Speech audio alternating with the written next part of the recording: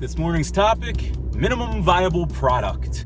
In the venture capital world, that really means let me put something together that is not made for a consumer, that's really just made to be a working proof of concept so that I can sell my idea. If you're a company that realizes that there's a problem with a process that could be improved, you can launch a project that's going to take a year to make the very perfect solution, or you can come up with the minimum viable solution, a solution that does the job, does no harm. Hey, get what you can get out there, and then you can begin to learn. You can learn whether it works and fail quickly, if that's what you need to do, and to iterate and to keep making it better. I'm going to be a case study for you today. In my case, I wanted to do these videos for a long time, and I thought about, hey, what kind of equipment do I need? Do I need some kind of studio? Do I need green screen? Do I need all kinds of flashy After Effects and things like that to make it work?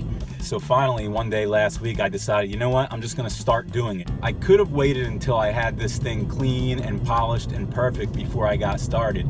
But instead, here I am doing this thing. I don't even have a name for this series. I have a really crappy mount, as some of you have pointed out, a shaky camera here. I don't have a ton of great video equipment that I'm using. I'm just using my iPhone 6 Plus, and so far, thanks to you, it's already being accepted as something that's worthwhile.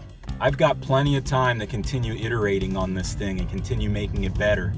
I've got plenty of time to decide, is it worth my while to invest in some better equipment? Is it worth my while to put hours and hours and hours and hours into trying to make this thing perfect, when the reality is just getting started with this simple, somewhat low rent version of what I'm doing means I'm actually doing it, and that is huge.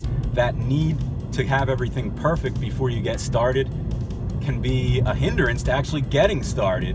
You've heard the phrase, don't let the perfect be the enemy of the good. So if you have a great idea, and I know you all do because everyone has something inside them that is worth bringing out to the world, I want to encourage you, go get it. If you're an artist, get started with your art. Your first one might not be perfect, but the second one's going to be better, and the third one's going to be even better. If you're a chef and you have an idea for an awesome new dish, go ahead and try that new dish out. The first time might not be perfect, but you'll iterate and it'll get better and it'll be delicious. Some of you are waiting for the right moment to put that idea into motion. Some of you are afraid to put that idea into motion because you're worried that it might not be accepted the way that you want it to be. You're worried you might get feedback. Take that feedback and run with it, because that feedback is what's going to help you get to that perfect vision. If you have big dreams, it starts with one step to make that dream come true.